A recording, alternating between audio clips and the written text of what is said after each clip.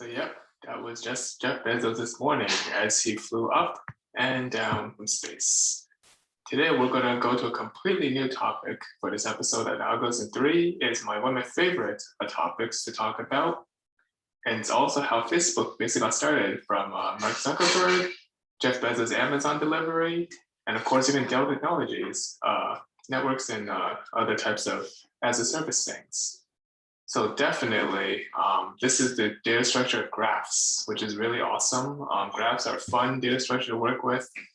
They're cool, they're beautiful, they are very tough actually to draw. So for this episode, I'm actually not going to draw that much graphs, rather just show you 3 really cool algorithms to solve the graphs: Dijkstra, prims, and Kruskals.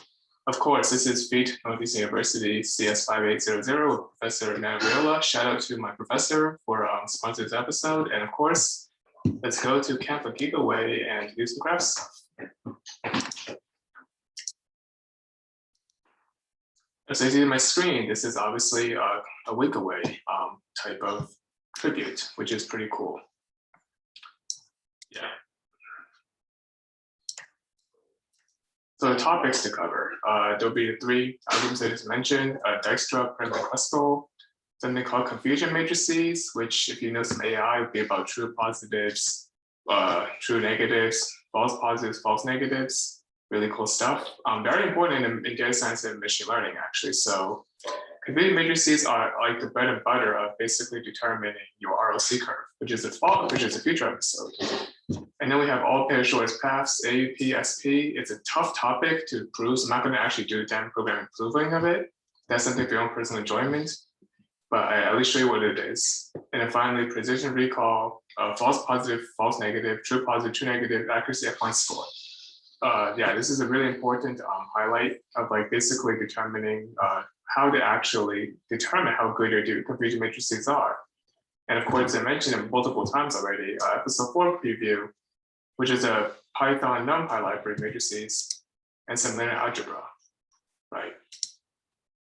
There we go, presentation. So here's a quick quiz for you guys. What is the runtime of Dijkstra?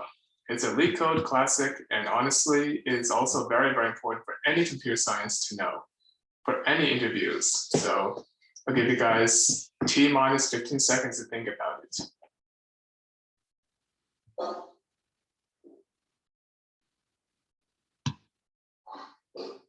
right, no cheating, no looking at Wikipedia.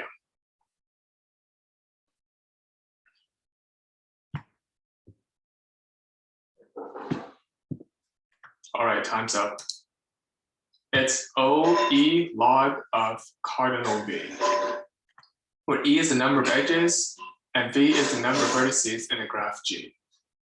So what do I mean by graph? Well, let me show you. Suppose you have one very small node here, another node here, and another node here, right? Let's just say 1, 2, and 3. So what is the runtime for this? Well, you have 3 edges and 3 vertices. So if you run Dijkstra on it, sorry, this is a little bit new to me, drawing stuff on Zoom. Then it's basically O of E, which is 3, log of cardinal 3. So that's like a very concrete example of what the runtime is. And big O, the runtime big O, which means it is basically the big O bound. So it's like a very important algorithmic runtime. We've yet to talk about the other 2, theta, and of course, omega, which is, this is a terrible omega. I'm sorry, guys. That's not a good omega. I'm gonna clear that part out with an eraser. My apologies. So yeah, that's not a very good omega. I'll do a much more appropriate omega here. Much better. So yeah, there would be like theta and omega. So right now in Algos attempt, we're going to only cover big O because it's for simplicity reasons. However, if you want to get more into algorithm runtimes, you could also talk about theta and omega. So I'm just clear everything now and move on.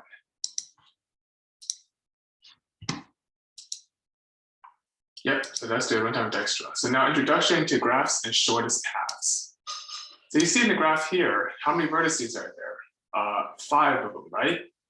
How many edges are there? 1, 2, 3, 4, 5, 6, 7, 8, 9. 9 edges. So this is what we call a complete graph, which means every node and every vertex is pretty much lined up to each other. This is like the best case for a graph. It's a complete graph. Some graphs are very weird, they're not going to be complete. So the Wikipedia definition of a graph is a collection of nodes as a structure that is made of vertices and edges. And vertices are basically the nodes in the graph, the circle things.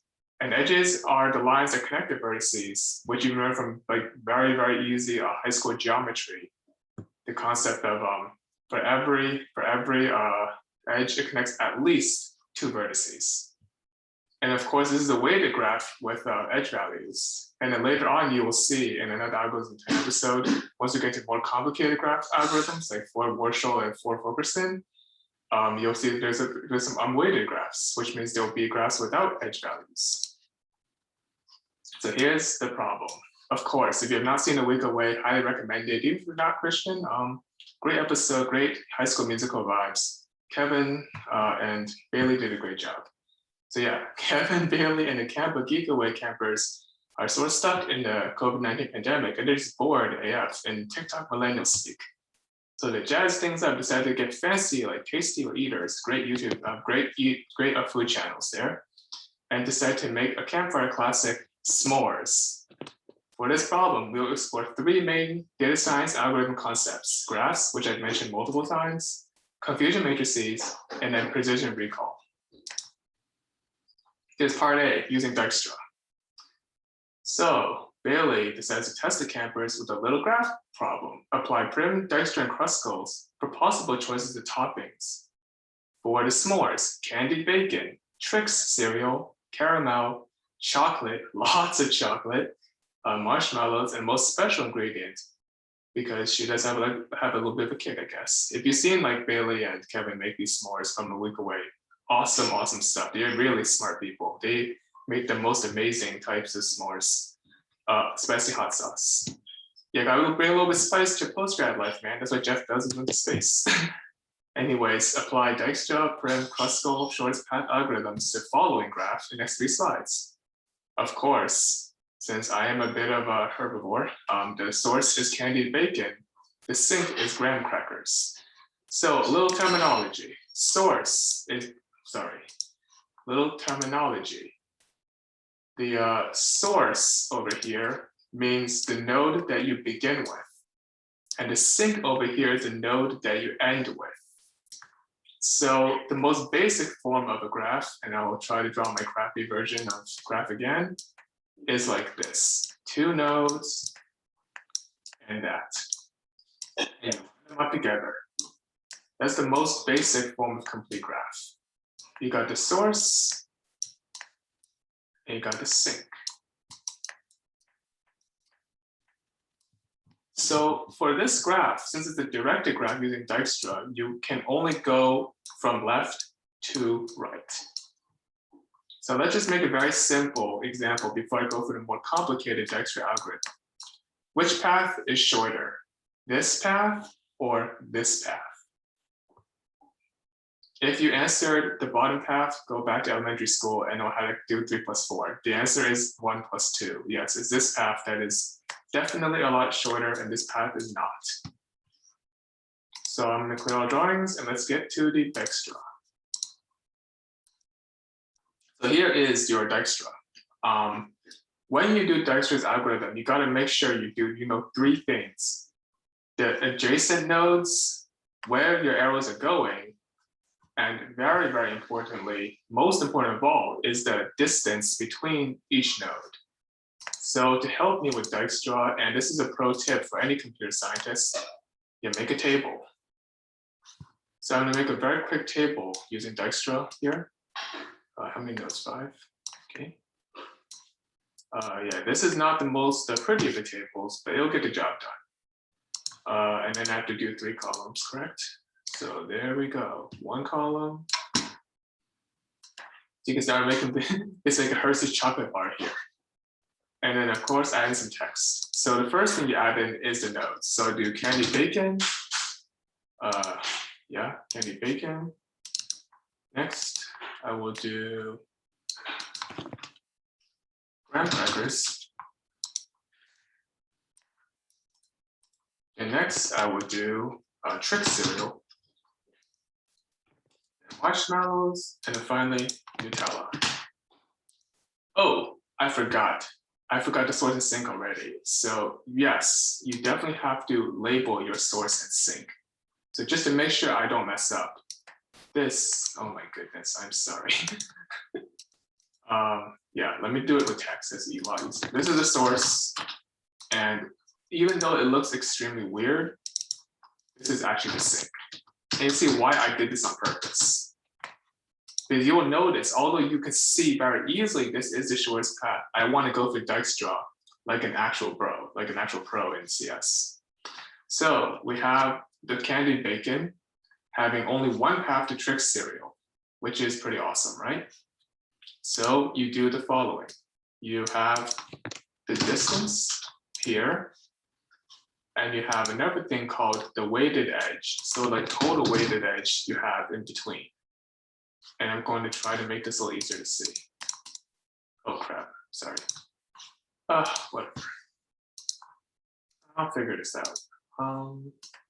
Let me see, let me erase this first and try again. Ah, there we go, yes, selective. There we go, excellent. So, go from, so at the beginning of Dijkstra, you definitely want to be careful with the algorithm. Okay, it says Kruskal here, ignore that. I'm going to actually just do Dijkstra for now. Yeah, so it's Dijkstra, sorry. Back to here, yes. So beginning of Dijkstra, you always start with infinity. So I'm just gonna do an I here for all the weights, because it's a lot easier to do that than like write the simple infinity. And the weight of every one of them is gonna be 0. We're trying to find the shortest paths with Dijkstra here. So we're trying to find the shortest path. Oh, in the following episode, we're going to actually try code Dijkstra with Python. Fun. Of course, we're not going to code from scratch. We're going to use a nice Python library to help us code Dijkstra. We're not going to do it from scratch because that is a leak code challenge question. I don't want to be sharing leak code answers. Awesome. So here we go.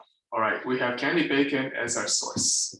Since you can't go the other way with the graph, the only place we can go to is trick cereal. So we go from our source, candy bacon, to trick cereal. Oh my goodness, sorry. Oh, yikes. Okay, let me try this again. So we go from candy bacon to trick cereal. And here we change it to 2. Update the thing to 2. Next up, we're at trick cereal, right? You can't go any other place. So you have to go to graham crackers, which is the sink. So with graham crackers, this will get changed to 8. So the shortest path in this Dijkstra algorithm is just 10. I deliberately made the graph super simple, so you don't have to do any comparisons between the nodes. But if you do have to do comparisons, a rule of thumb is very simple. Sorry, rule of thumb is very simple, in that you basically determine the nearest neighbor of each node. So for example, if you say Nutella, you have, I think this is a 4 instead of 6, and a 4, right?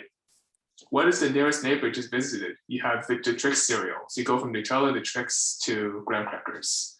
So this node path would be pretty long. It would be what, 2, sorry. Actually, no, that can't even work. Anyways, it would just be Nutella to Trix to graham crackers. So as an exercise, actually, for the viewer, let's assume that candy bacon's not the source, and rather Nutella is the source. Yeah, that's more interesting. Go from Nutella to graham crackers, and that would be worth it. So I'm going to type that real quick here. A nice little exercise for you guys to attempt Dijkstra more appropriately. Calculate the shortest path. This will be a description spot. From Nutella to graham crackers. So that is your Dijkstra solution. Let me clear all that good stuff up. Except the table. I want to copy the table over. I'm going to copy the entire table because the table is just so awesome. So I'm going to copy this entire, oh my goodness, really? Copy this entire table over. No, I'm not going to save this. What do I do?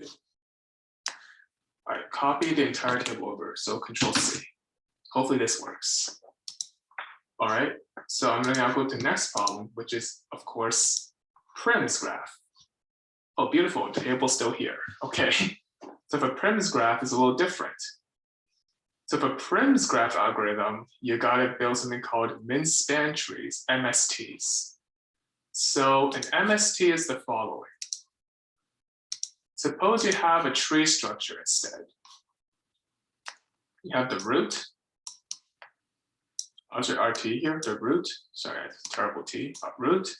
And you have two smaller nodes here and here, and you have another small node down here. And you have 1, 2, and 3. So what are the MST or the min-span tree of this graph? It should be pretty simple. It's going to be from root to 1 and root to 3, right? Now let me make it a little more complicated. This is no longer a tree. This is not a graph. What should be the min-span trees? Give you a minute to think about it. Yes, if you say there's 4 of them, you're correct. Root to 1, root to 2, root to 2 to 3, root to 1 to 2 to 3. That's correct. So there's 4 of them total. So I'm going to actually just leave it here. So for prims, we're going to do the same thing with distance and weight, but this time instead of keeping an incremental of the weights, we're going to actually just simply do adjacency nodes. So we're going to change this from distance to adjacency nodes, or ADJ. So the adjacency nodes are very simple. They're like basically nodes next to each other in the graph. And to make that happen, we still have to once again start with I for everything. Get the habit of using I or infinity whenever you don't know what the distance is that will really help you when you transform graph algorithms. In interview or anything, I'll show the interviewer you really know what you're doing and you're not just, trying to do this from scratch or trying to wing it. So you start with candy bacon again. This is pretty obvious. What's the only place it could go to? Trick serial. So we add in to the adjacency trick serial. And the weight of that is 2. So the min-span tree of that is 2. All right, now we're at trick serial. Where can we go to? Well, we can go to graham crackers, GC, right? So for graham crackers, oh, sorry, this actually be here. See, this is very easy to screw up terms. You have to be careful where you're going. Graham crackers, so you have 2, really, sorry about that. You have 2 really very basic paths. You have from graham crackers back to candy bacon, which means you're basically making now a cycle in the graph. You're like, looping in a cycle. That's perfectly fine for prims. Actually, no, it's not fine for prims and not fine for Dijkstra. So you don't want to go back to candy bacon. And you've already just went to trick serial. You can't do it again. So where can you go to? Nutella. So you can do an N here. And that's going to be 7 for the weight from Nutella. I'm doing this carefully as well too. All right, awesome. Now we're in Nutella. Nutella, where do we go to? All right, we can go back to tricks, but that's a cycle again. We can't do that. So we have to go from marshmallows, which is 6. So this is now to marshmallows, and we go to 6. Oh my God, marshmallows. And then finally, we're at marshmallows. Marshmallows, we've already gone to candy bacon. We've already gone to tricks. We're done. So you can see the min-span tree I'm going to actually highlight here with a nice thick, not THICC, but thick, actual thick min-span tree from candy bacon to trick cereal. So to use Prim's solution, we're going to first highlight one here, then highlight another one here with a different color. So I'm going to change the color to be yellow. Highlight again, yes. Highlight a yellow one here and a yellow one here. And then since Bezos is in the blue origin, going to use blue for another midspan tree here, here, and that's it. And then of course, red, another midspan tree, very simple. From marshmallows to Trix, back to candy bacon, and to graham crackers. So I basically made the Olympic torch colors. How am I gonna solve the problem? Do not worry. So we have the source candy bacon and the sink graham crackers. So the midspan tree weight of all of this is essentially including both the source and the sink. So you can tell what the midspan tree is going to be, right? It's going to be this. This, this, and this. That is a midspan tree. And the minimum distance in the midspan tree, I'm going to go back to darker blue, is here. That's your minimum distance, this here.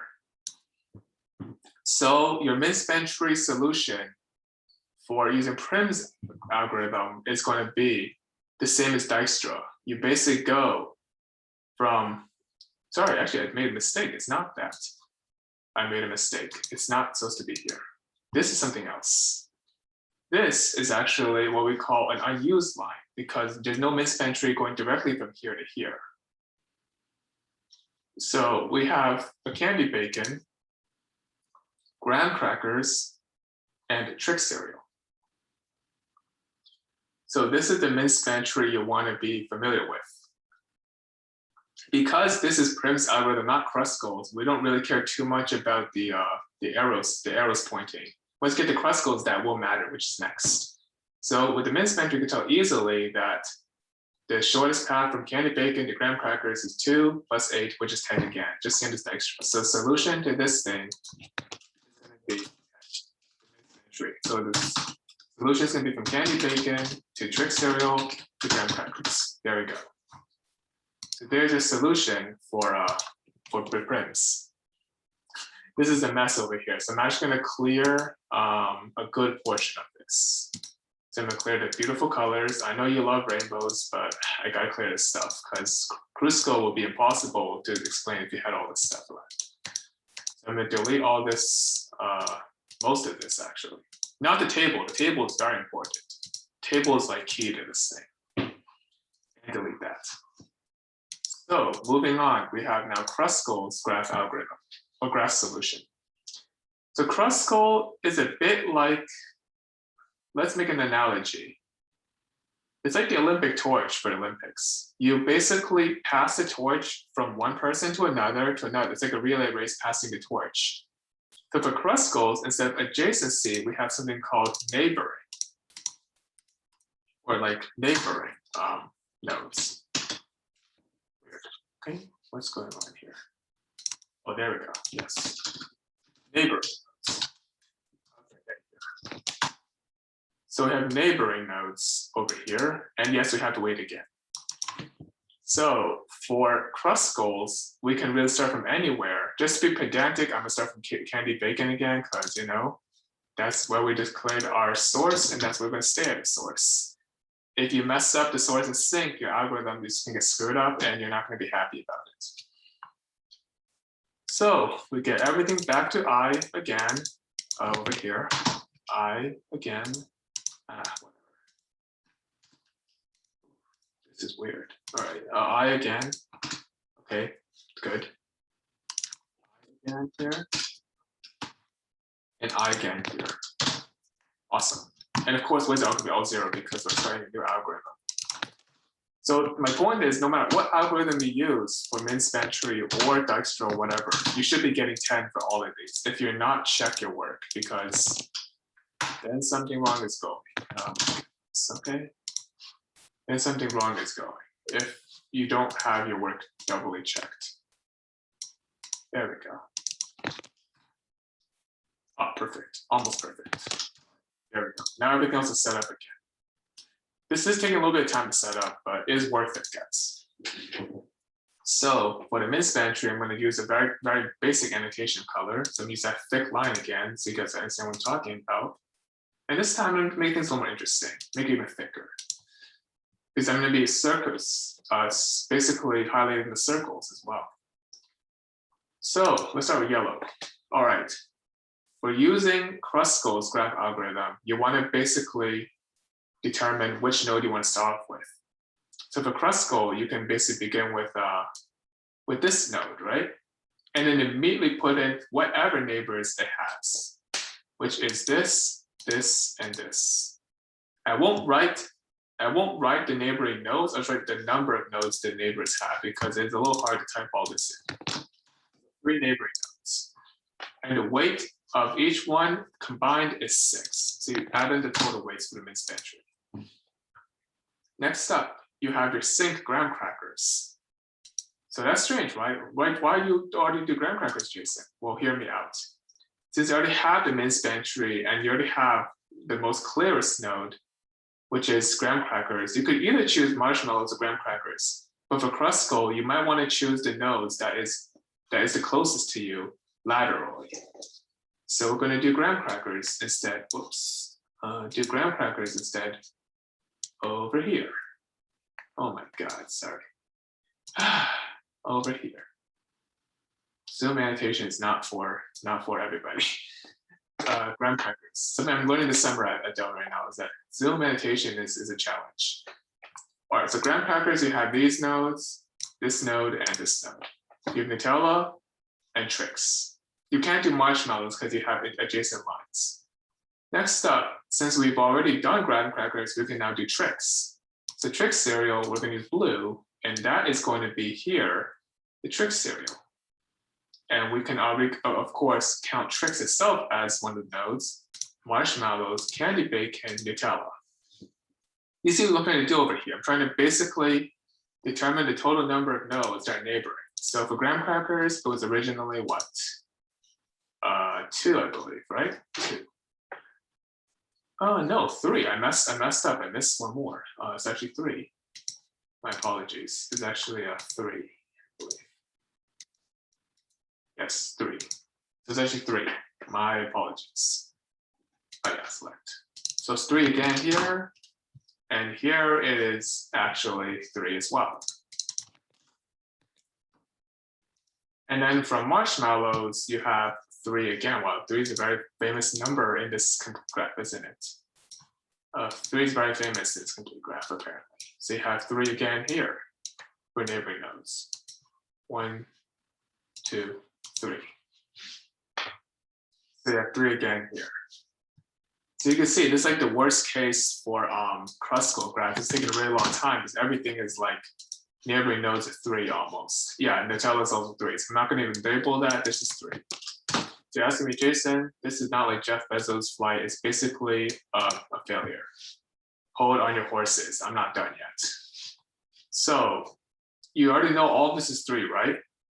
But do you see a similarity? Some of these min span trees are intersecting each other or repeating. So to make it interesting, I'm going to add in actually, all right, since the suns are in the NBA finals, I'll use orange. So here's the common min span tree that every one of the nodes share.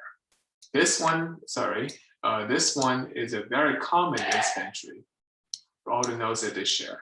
This is one of the common ones, the orange one. And there's another common one that everybody shares, this one as well. And the third common one everybody shares is this one. So that is a really big whatever. And now we do a little bit of math. So for candy bacon, graham crackers, marshmallows, the distance is 4. For candy bacon to Trix cereal to graham crackers, the distance is 10. But you see why I can't do 4? Because of the arrows. You can't go backwards in Kruskal, as I told you before. You previously can, but Kruskal you can't. So that's not going to be the answer. So don't think too quick, guys. You have to think about it a little more carefully. And then from marshmallows to candy bacon to Nutella to Trix, that's just way too much. That's going to be 12. From marshmallows, Nutella, and Trix, and that's going to be way too much. Let's see, 10. Oh my, 10, 15. So that's going to be too much. And then from Trix to graham crackers to Nutella, that's going to be the most, 17. And one more that is going to be 18. So that's all the possible paths. So the shortest path of all the possible paths is 10. As I have said many times, it is the answer. And if you do not believe me, you can double check the work.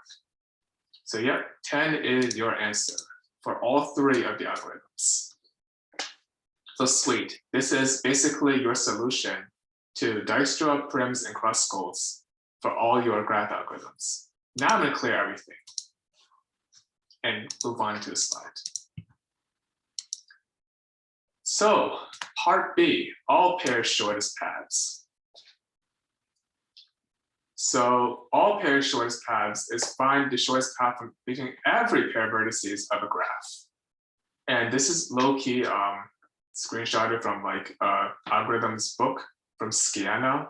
I normally use either Tardos or Scanna. CLRS, if you want to use your summer up in a good way and basically ace Amazon, Google, Facebook interviews you can go for, but Scanna and Tardos is like good enough. And the problem is you have to find the shortest path between every pair of vertices in the graph. And the graph may contain negative edges, but we don't have to worry about that in this one because I'm making it super easy. But sometimes people might screw with you and give you negative edges or even 0 edges. Be prepared for anything in the interview. And the representation, weight matrix, where, you know, if weight ij is 0, if I equals j, it's almost like dynamic programming. It's like DP, you have like base cases and all that stuff. And this same principle of operability applies to shortest path. That's more of a proof beyond the scope of the episode. So I'm gonna go back a little bit and start making that beautiful matrix. Yeah, beautiful little matrix of the graph. So this is something you should be very familiar with if you have done something called adjacency matrices. If you have not, I suggest you review it because the rest of the episode will basically hammer you hard down on matrices. So if candy bacon first, my God, really? Sorry. Zoom is certainly not being my friend today, huh? CB, let's see.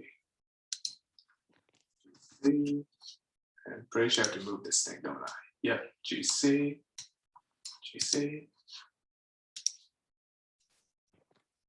GC, trick serial. Oh, perfect, nailed it. Nutella.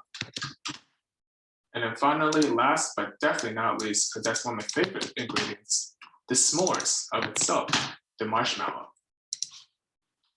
So using all pairs shortest paths, all you guys think about for a minute, what should the solution be, given the one we're just showing you in the next slide? I'll give you a couple minutes while I figure out myself what the answer is.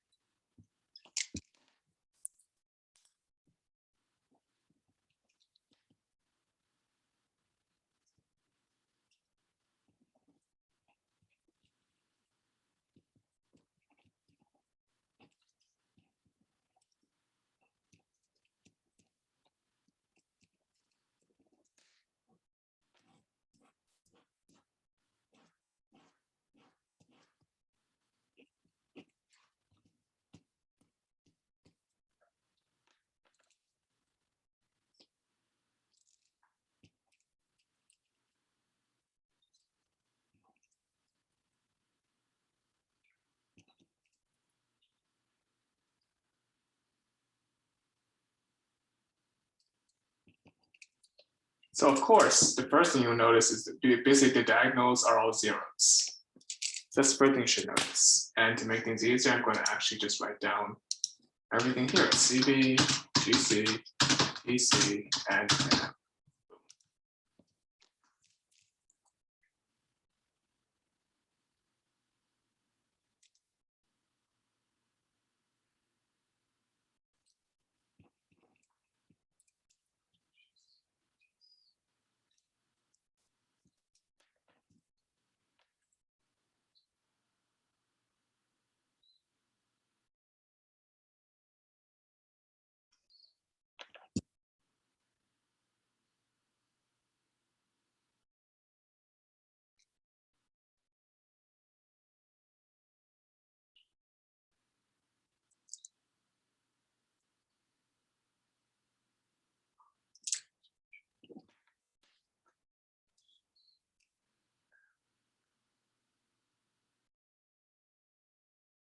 Yeah, that's 13.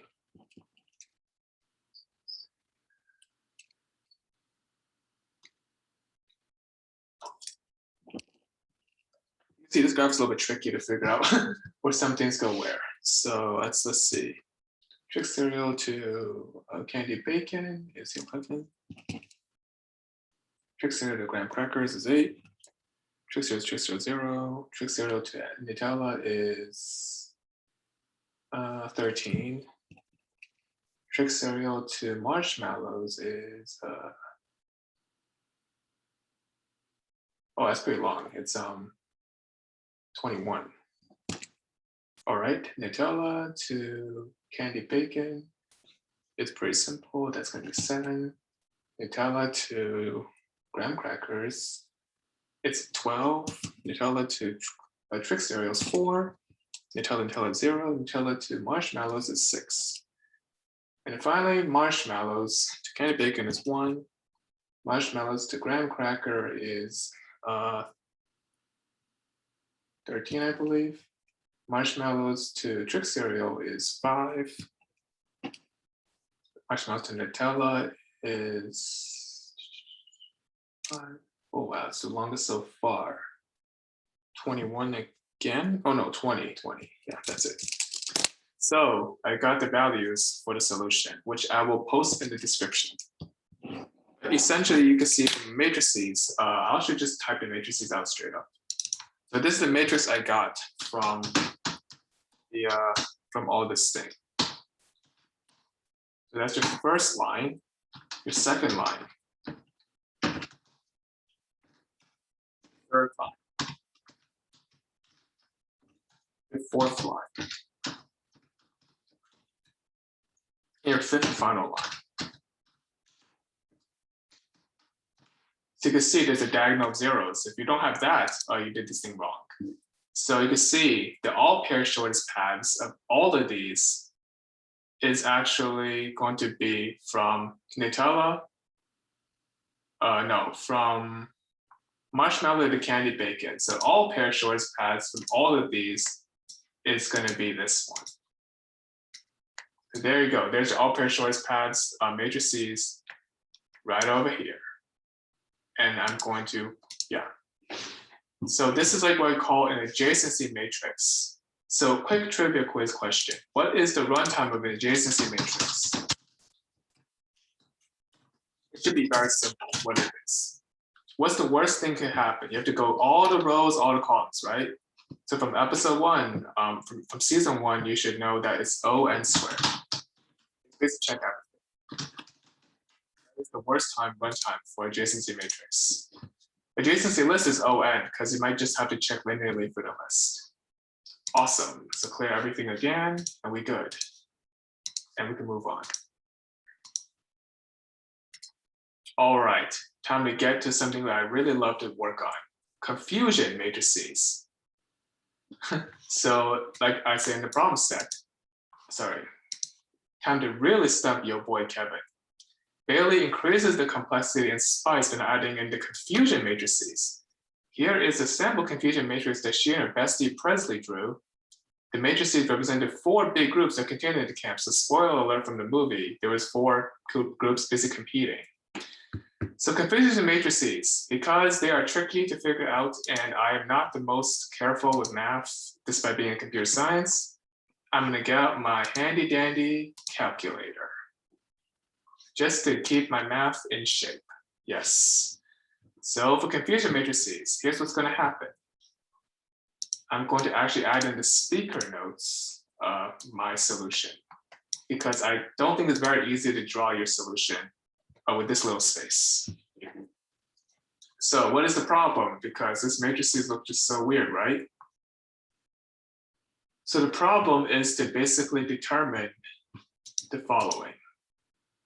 The metrics. So you have to know all the metrics of the confusion matrices: precision, recall, false positives, false negatives, true positives, true negatives, accuracy, F1 score. And to show my work, I do some basic math. So here were the matrices values that I believe I have to remember, right? So pretty simple. I just select all this and copy paste. It's my own work. I don't have to work up plagiarism. Oh, no, I don't want to do that. Paste with formatting. Yeah, whatever. Still not a huge problem. Okay. Let's see. Copy. These work. Paste. All right, it's just giving me a blank space. That's all right. That's not a big deal. I could just figure this out from scratch. And it's not a big deal. Oh, I know why. Okay, that is weird. Interesting. All right. Anyway, let's do the math. So precision. The classic definition of precision is basically the following. When you have a precision in terms of this type of matrix, where you have false, false, and true, right? To determine the precision of the matrix, you want to do the following. And just to double check, I'm going to double check with Wikipedia, actually.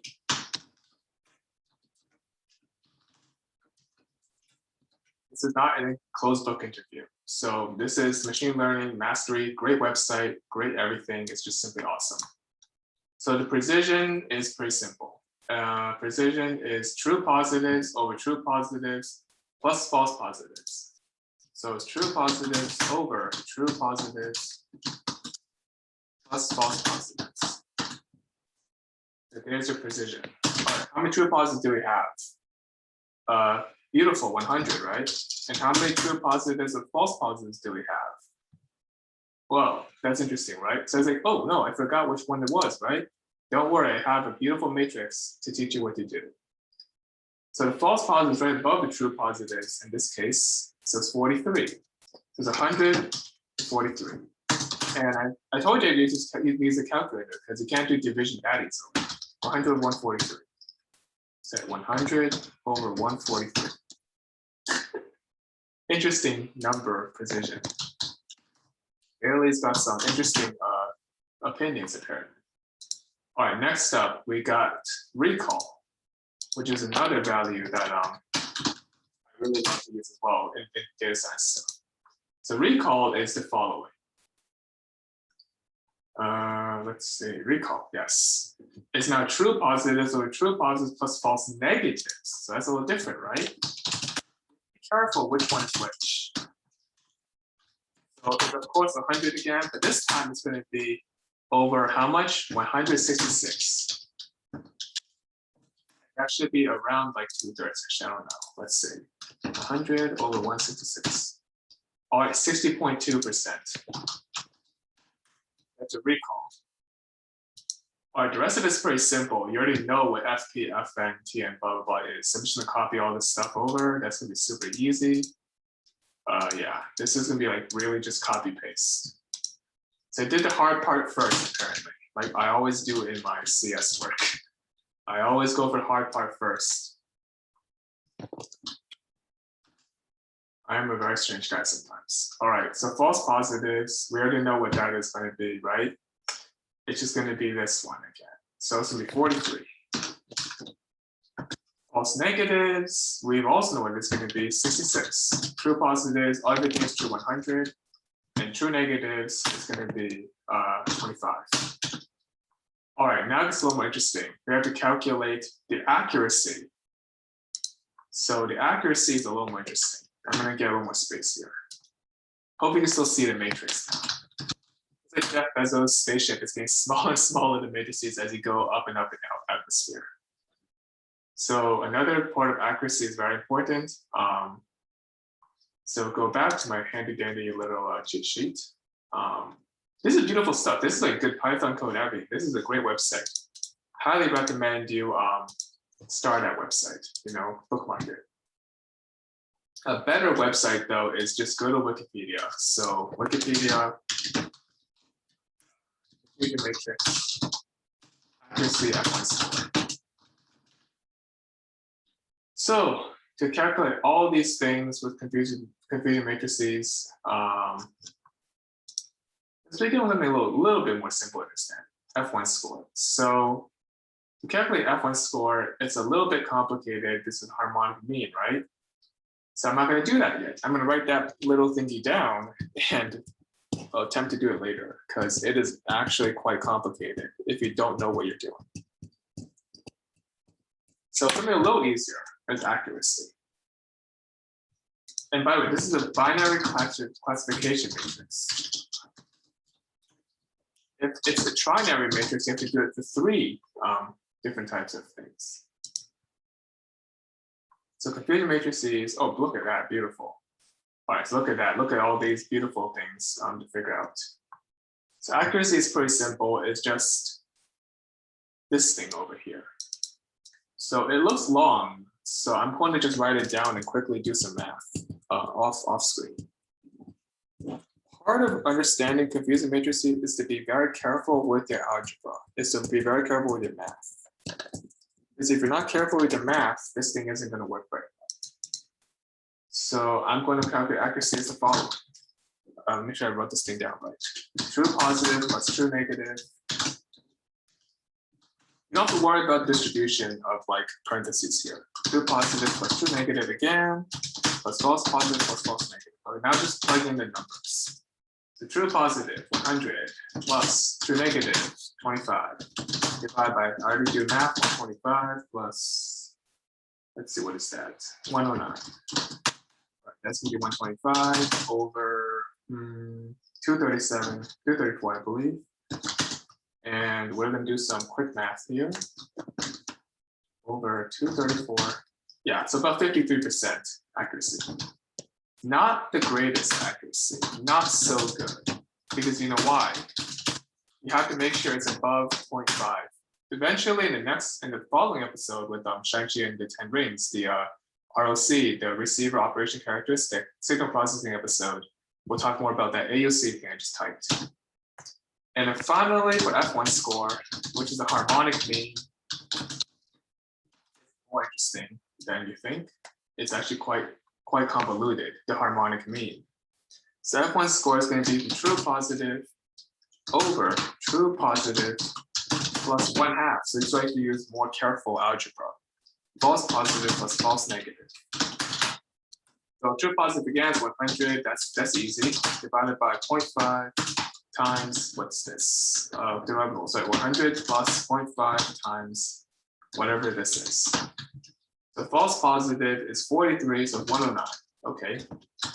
So that is interesting. 100 over 100 plus, let's see, do a little quick math. 109 divided by 2.